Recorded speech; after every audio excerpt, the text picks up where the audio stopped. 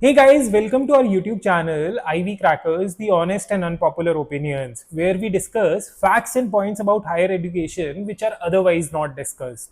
Now, in so many forums and in person events, people have questions around GMAT preparations. Questions like, how do I start? How do I improve? My score is stuck. I'm feeling disappointed. I'm feeling disheartened with the low score, etc. etc. And obviously, then there are a lot of people who reply saying that do this, do that, join this prep course, join that prep course. But my question is, why do I need to join a prep course without even knowing my weak areas? Actually, that's right. You should first try to identify your own weak areas. Then you should try to improve on those weak areas on your own.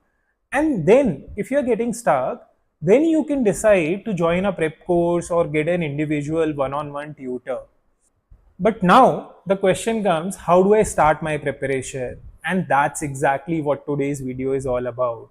How to build a GMAT preparation schedule or a GRE preparation schedule. So let's start by understanding a bit about GMAT. GMAT is a test conducted by GMAT and it's an adaptive test, which means as you keep answering questions correctly, the difficulty level of questions also keeps on improving. Now, GMAT is universally accepted for all global MBA programs, including the one-year programs in India offered by colleges like ISB, IIMs, XLRI, SPJAN, and many more. Now, unlike CAT, you can take GMAT on the basis of your convenience and availability, which means that there is not a fixed date on which GMAT is conducted. It runs throughout the year. So, basis your preparation, basis your availability, you can book a slot on whatever date you want and you can take GMAT. Now, GMAT generally allows for 8 attempts, and the difference between the two attempts should be minimum 16 days. Now in GMAT, there are three sections. Number one is quant reasoning, number two is verbal reasoning, and number three is data insights. Now in quant reasoning, your math problem solving skills are tested. In verbal reasoning, your reading comprehension and critical reasoning skills are tested. But on data insights, a number of skills such as data sufficiency, multi-source reasoning, table analysis, graphics interpretation, and two-part analysis are tested. The score of GMAT ranges from 205 to 805 and it increases in increments of 10, which means that you can score 605, 615, 625, so on and so forth. Now, what's the ideal time and how much time should you take to prepare for GMAT? The ideal time is in the range of 3 to 4 months, and it's funny that the more time aspirants take beyond 3 to 4 months, the score actually starts dropping. Now, why does that happen? Because GMAT is a lot about consistency, discipline, and your test taking strategy. By consistency, what I mean is that you will have to study regularly, and you should start by, let's say, spending 2 hours a day and gradually increasing it to 4 hours a day. Now this means that, let's say, on day one you can practice quant and verbal, and then on day two you can practice data insights, and you can pick one of these sections whether you want verbal or quant, and so on. You can build a schedule for the complete week. Now, coming to the test taking strategy, this is something that you have to build on your own by taking mock tests and by taking time based practice sessions. Now, by test taking strategy, what I mean is that what sequencing you want in the actual GMAT, whether you want to take quant first or whether you want to take verbal first and then data insights and then quant, you have to decide in which order you want to take tests. Along with this, you should also build your own timing techniques. Now, later in this video, we will share a sample timing technique, but I'm also posting a link of a blog in description which covers the details about timing techniques. Now, this is where discipline kicks in. You have to continuously follow this study schedule, and you have to keep practicing your test taking strategies and your timing techniques both on your mock tests and in your time based practice sessions. So let's build the schedule, and this is what you should do in month one. You should start by taking a full length diagnostic test, which is offered by GMAT. It is available on their website. Now, in majority of the cases, or if I go by the data, in 90% of the cases, aspirants don't take this test in the beginning, and at a later stage, they face a lot of problems. So, by taking this test, you actually identify your strengths and weaknesses. Now, unless you don't know your weaknesses, how are you going to work on them? Now, suppose you start preparing randomly. Now, what will happen is that in all probability, you will be focusing a lot on something maybe which is already you are good at.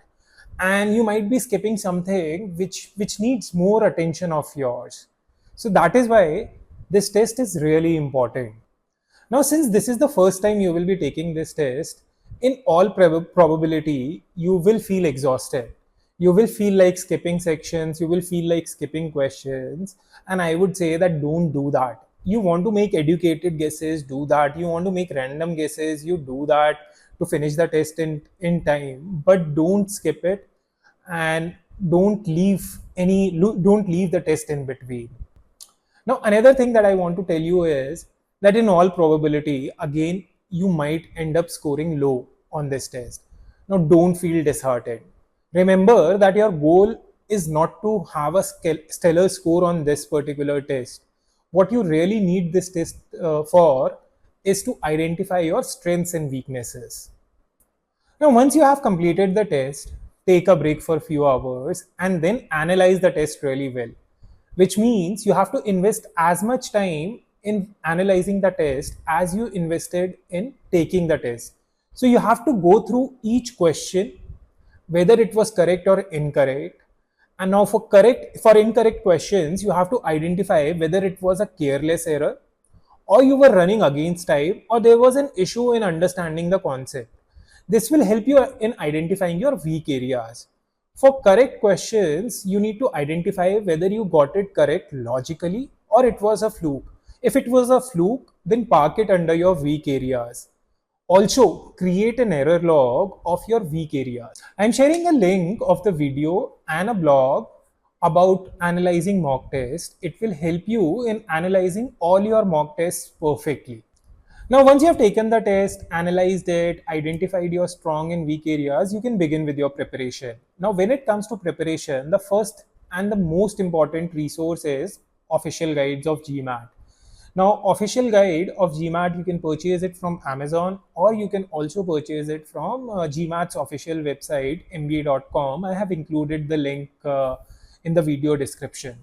Along with the official guide, you can also purchase official guide and review guides of each individual section. Let's say for quant, for verbal reasoning, as well as for data insights. So it will come with additional questions which will help you in practicing your concepts. Now, along with this, you can also download Manhattan's critical reasoning and reading comprehension guides, which really help you in building your concepts and skills around these areas. Before I move forward, let me say official guide is the real OG and the GOAT for GMAT.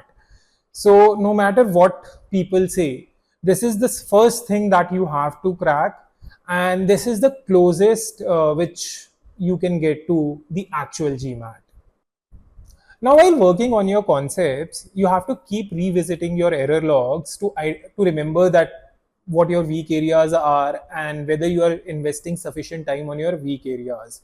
Now, here is a simple schedule. Let's say on Monday you can start with quant and verbal. Then on Tuesday you can do data insights, and you can pick one of quant or verbal, whichever is your weaker section. And same thing you can do for Wednesday, Thursday, Friday, Saturday, and Sunday.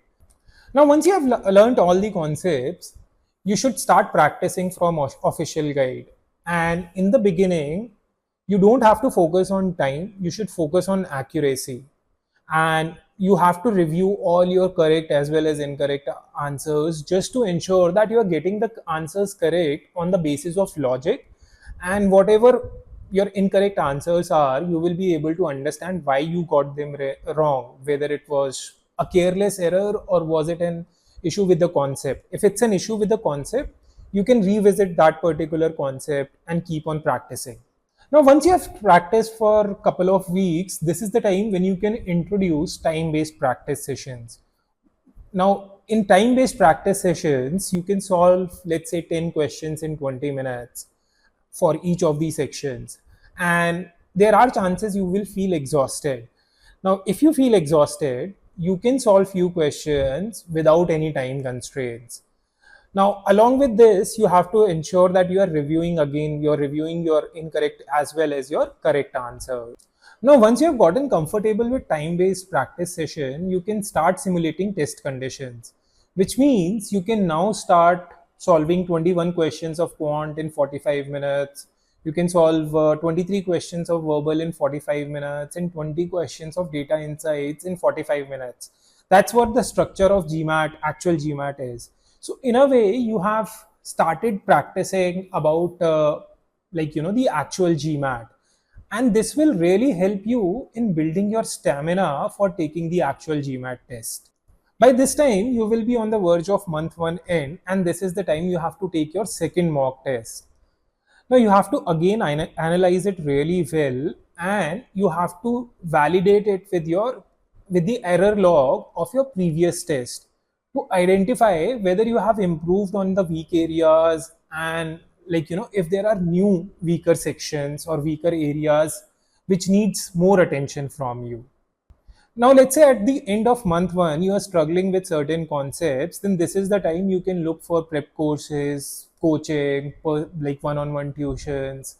And this is where Ivy Crackers also specializes. So we have faculty which offers topic-based courses. So you can choose what topic you want to study and you pay accordingly. So you don't have to really pay for the full course.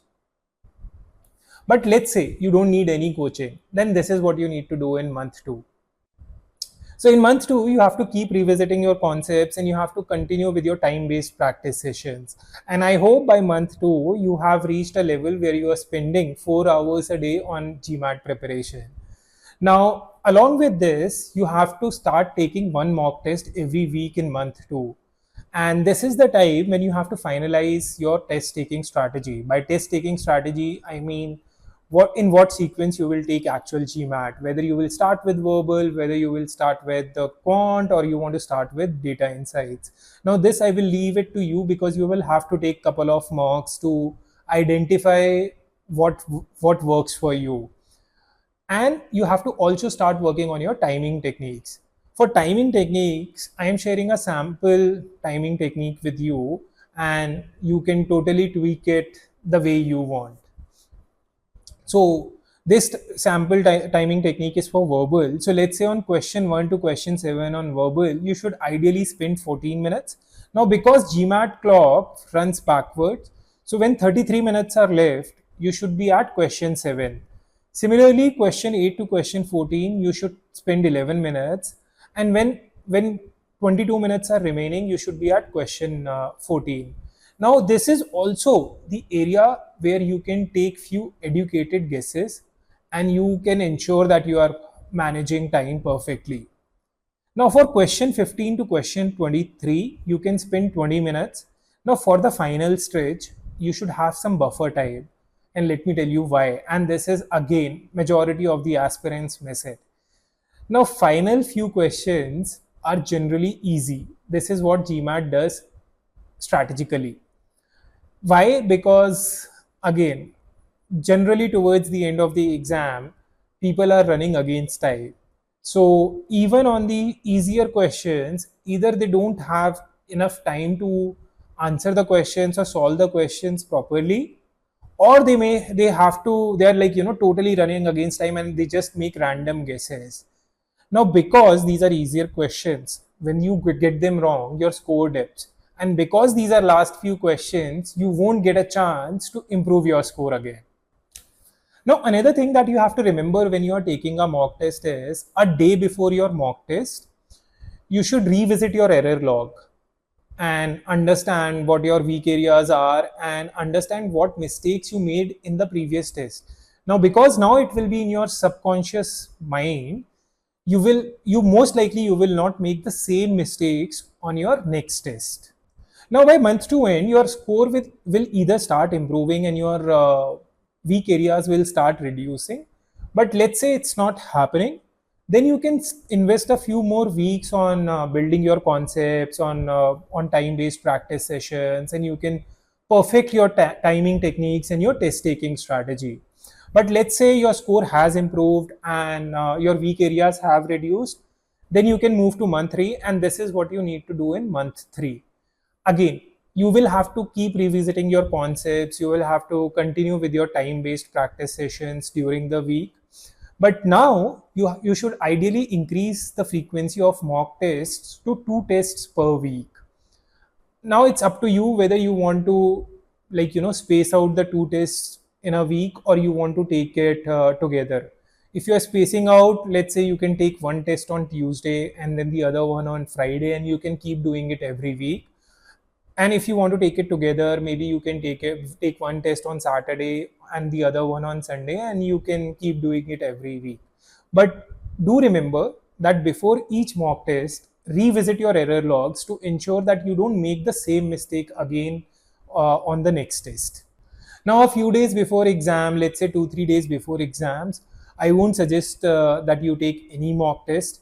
You should now just revisit your formulas, concepts through the notes that you have prepared or through the flashcards that you have. And a day before GMAT, I would just suggest that you relax and take it easy, because it shouldn't happen that on your actual GMAT test you feel mentally exhausted.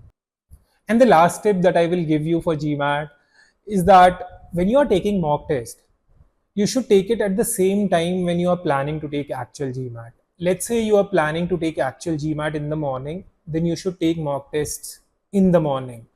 If you're planning to take it in the evening or afternoon, then accordingly you should take your mock test in the evening or in the afternoon. So if this video helped you, do like the video and share it with your friends and family members who are also planning to take GMAT. Also, don't forget to subscribe to our channel, because we will keep sharing videos about GMAT, GRE, application processes for higher education, now whether it is for MS, MBA or any of the STEM programs. And we will also be sharing videos about career growth, career development strategies.